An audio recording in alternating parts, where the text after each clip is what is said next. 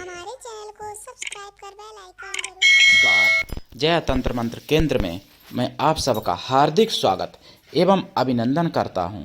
मेरे प्रिय भाई बहनों, आपको मैं बता दूं, भगवान विष्णु के 10 अवतार, लेकिन एक अवतार ऐसा जिसका महत्व 10 अवतारों की तरह बल्कि उनसे भी ज़्यादा, लेकिन उसको लोग जानते नहीं और जानते भी हैं अवतार का नाम केवल, लेकिन उनका मंत्र, उनकी साधना कोई नहीं जानते। जिसके लिए देखना होगा आपको हमारा वीडियो अंत तक। यदि आपने हमारा चैनल अभी तक सब्सक्राइब नहीं किया है, आप हमारे चैनल पर नए हैं, हमारा चैनल पहली बार देख रहे हैं, तो अभी अभी तुरंत हमारे चैनल को लाल वाली बटन दबा के और घंटी बजा के आप सब्सक्राइब कर लीजिएगा। कोई शुल्क एवं चार्ज भी नहीं कटेगा। आप हमारे वीडियो को फेसबुक पर, व्हाट्सएप पर, ट्विटर अकाउंट के माध्यम से और इंस्टाग्राम पर अधिक से अधिक शेयर करें। लाइक और कमेंट करना भी आपका धर्म है। दुनिया में जिसका कोई नहीं, मैं उसका हूँ। अगर आपको अपनों ने धोखा दिया है, यदि आपको परायों ने धोखा दिया है, तो आप एक बार मुझे अवश्य आजमाएं।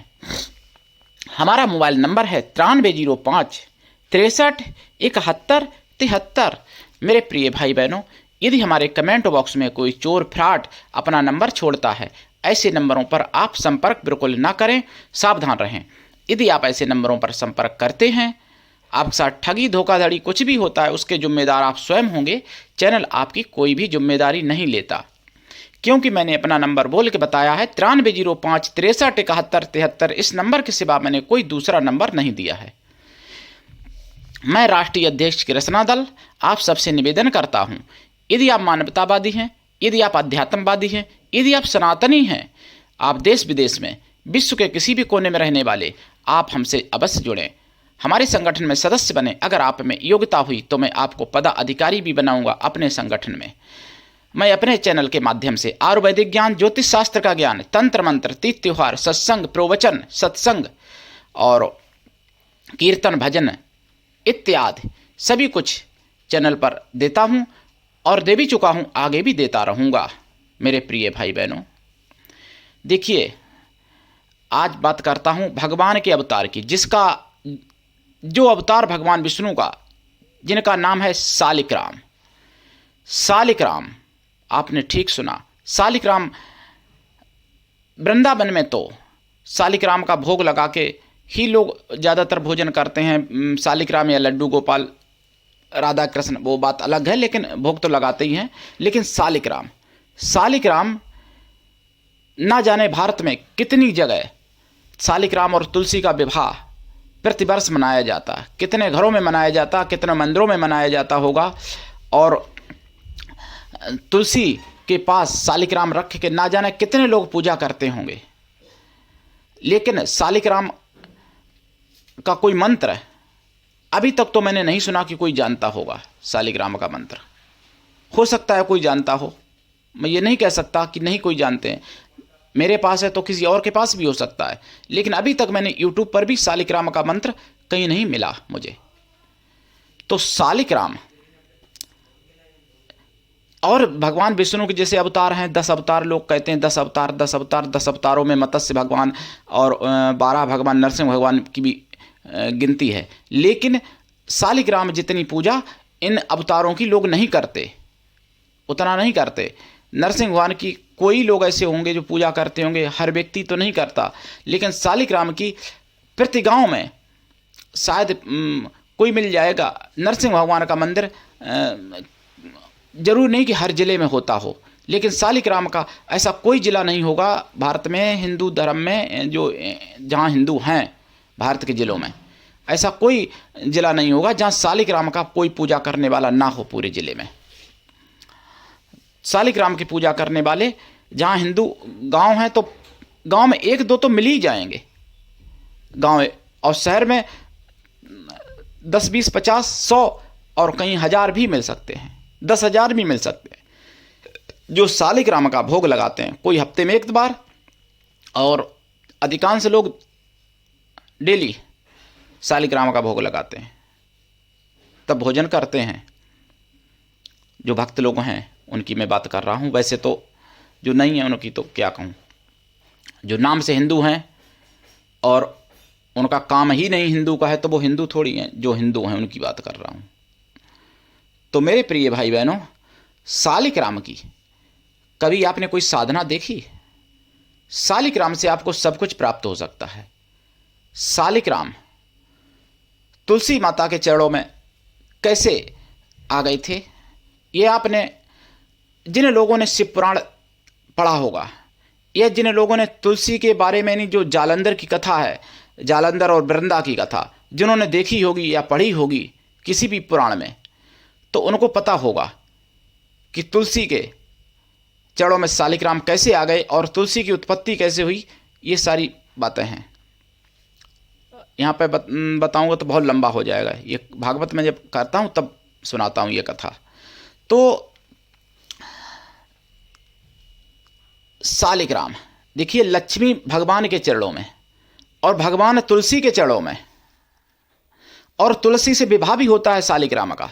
और जो विवाह करती हैं माताएं बहनें भाई लोग जो भी हैं, जिनके घर में तुलसी विवाह मनाया जाता है, उनके घर में हमेशा मंगल होता है और सौभाग्य की प्राप्ति होती है। तुलसी विवाह मनाने से बहुत ही ज़्यादा पुण्य मिलता है। और एक कन्या दान करने का पुण्य, अगर कहूँ तो बहुत छोटी बात होगी, करोड़ों कन्या दान का पुण्य एक बार तुलसी का विवाह करने से होता है। और सस्ते में हो जाता है। तुलसी विवाह में क्या देना है? कन्या दान में तो आजकल बहुत दहेज लोग देते हैं और दहेज मांगते भी हैं। दहेज प्रथा एक घृणित जो है कर्म वो चल रहा है। दहेज प्रथा एक घृणित काम है। दहेज प्रथा न तो मतलब दहेज मांगना चाहिए और न देना चाहिए, लेकिन जो माता पिता हैं कन्या के खुशी में वो दान रूप में जो दे दें, लेकिन दहेज जो मांगते हैं वो बहुत घृणित काम है। देना तो पाप नहीं है, लेकिन मांगना और लेना पाप है। तो आप समझ लो, जो दहेज लेते हो लोग पाप कर रहे, पुण्य कर रहे। तो देखिए, तुलसी और सालिग्राम का बहुत ही बड़ा वो है, एक दूसरे की आत्मा अगर कहूँ तो भी बहुत छोटा हो जाएगा शब्द, इतनी ज़्यादा घनिष्ठता। और बाद में तुलसी का सालिग्राम से विवाह भी हुआ था, तभी से विवाह मनाया जाता है सालिग्राम का तुलसी के साथ। कहीं लोग एकादशी पे मनाते हैं कार्तिक में, कहीं लोग कार्तिक पूर्णिमा पे मनाते हैं, लेकिन मनाते हैं।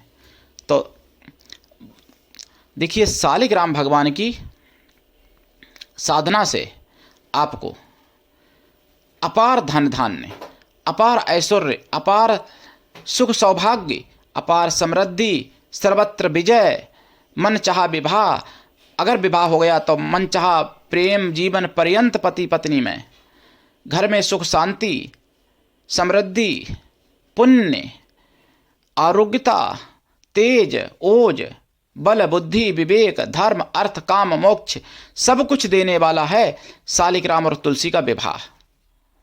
प्रतिवर्ष अगर मनाया जाए अपने घर में, व्रत रखा जाता है, पूरा सब कुछ होता है। जो एक लड़की के विवाह में, कन्या के विवाह में जो होता है, वही सब कुछ तुलसी के विवाह में मनाया जाता है। वो सब मतलब तेल ताई वगैरह जो भी होते हैं सब, और कन्यादान जैसे की जाती है, ऐसे तुलसी के जो चढ़ावा वगैरह चढ़ता है, जो कन्या को जैसे दिया जाता है, ऐसे तुलसी को भी दिया जाता है चढ़ावा। वो सब फिर बाद में ब्राह्मण को दान हो जाता है। तो ये सब करना चाहिए और इसका बहुत बड़ा महत्व है। तो सालिग्राम भगवान की, उन्हीं सालिग्राम भगवान की मैं साधना आपको बताऊंगा, मंत्र भी बताऊंगा।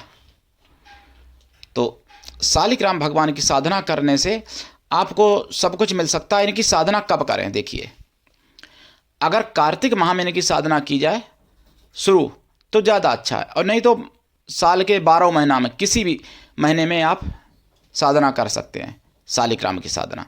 साधना करने के लिए दिन गुरुवार या बुधवार, अगर कोई शुभ मुहूर्त है तो किसी भी दिन चलेगा, कोई दिक्कत नहीं। शुक्ल पक्ष में शुरू करें, अगर किसी शुभ मुहूर्त जैसे रवि पुष्प, गुरु पुष्प इत्यादि, सर्वार्थ सिद्धों वगैरह, तो किसी भी पक्ष में चलेगा, कृष्ण पे भी चल जाएगा। वैसे शुक्ल पक्ष उत्तम है, कार्तिक माह उत्तम है। कार्तिक माह में भी एकादशी या कार्तिक पूर्णिमा अति उत्तम है। होली, दिवाली, नवरात्रे तो उत्तम होते ही हैं साधनाओं के लिए। तो इनकी साधना शुरू करें। सालिग्राम भगवान की। पूर्व दिशा की तरफ मुख करके या ईशान दिशा की तरफ मुख करके या फिर उत्तर दिशा की तरफ मुख करके जाप करें। तुलसी के पास सालिग्राम की स्थापना करें तुलसी की जड़ से और जाप करें। वहीं आसन इसमें पीला रहेगा, काला भी आसन चल जाएगा, पीला भी चल जाएगा और लाल सफ़ेद भी चल जाएगा आसन। माला इसमें तुलसी की लगेगी या रुद्राक्ष की। और भोग में पंचमेवा का प्रसाद, खोया की मिठाई का प्रसाद, तुलसी का पत्र जरूर रखें भोग में। उसमें फूल पीले या लाल सफ़ेद, सबसे उत्तम पीले फूल। गाय का घी का दीपक चलेगा, जलाया जाएगा साधना काल में। और जाप इनका 1.25 लाख है। भगवान विष्णु हैं, सालिग्राम हैं, कोई छोटी मोटी शक्ति नहीं है, महाशक्ति है। पूरे ब्रह्मांड में पूजा होती है सालिग्राम की। दुर्भाग्य है इस संसार का जो कि लोग सनातन से हटके अन्य धर्मों में चले गए, अन्य मजहब और पंथ बना लिए। धर्म तो केवल सनातन धर्म है, और तो सब मजहब और पंथ हैं, लेकिन धर्म तो केवल सनातन धर्म सबसे प्राचीन है और अंत तक रहेगा। तो सनातन धर्म में पहले पूरी संसार में लोग पूजा करते थे सालिग्राम की। अब भारत में पूजा होती है, देश विदेश में और भी जो यानी हिंदू नाम से हैं वो लोग करते हैं पूजा, लेकिन सनातन धर्म मुख्य नाम है। हिंदू तो नाम थोपा गया है, हिंदू नाम नहीं है। तो मेरे प्रिय भाई बहनों, इनका जाप 1.25 लाख। जाप का 10 हवन, हवन का 10 तर्पण, तर्पण का 10 मार्जन, मार्जन का 10 ब्राह्मणों को भोजन करा दें। और भोजन में दान दक्षिणा सब कुछ दें जो दिया जाता है, फल वस्त्र वगैरह। लेकिन अगर हो सके तो सालिग्राम की एक एक प्रतिमा सब ब्राह्मणों को जरूर दान में दें सालिग्राम की। अगर नहीं दे सकते तो कोई बात नहीं, सालिग्राम की पूजा तो करेंगे।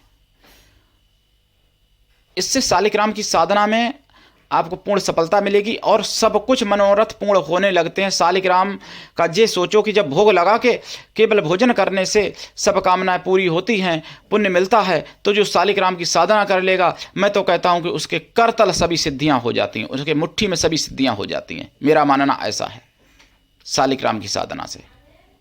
मेरे प्रिय भाई बहनों, आप साधना करें। और मंत्र मैं दे रहा हूं, देखिए मंत्र लीजिए। ओम सालिग्रामाय विद्महे तुलसी वल्लभाय धीमहि तन्नो विष्णु प्रचोदयात्। ओम सालिग्रामाय विद्महे तुलसी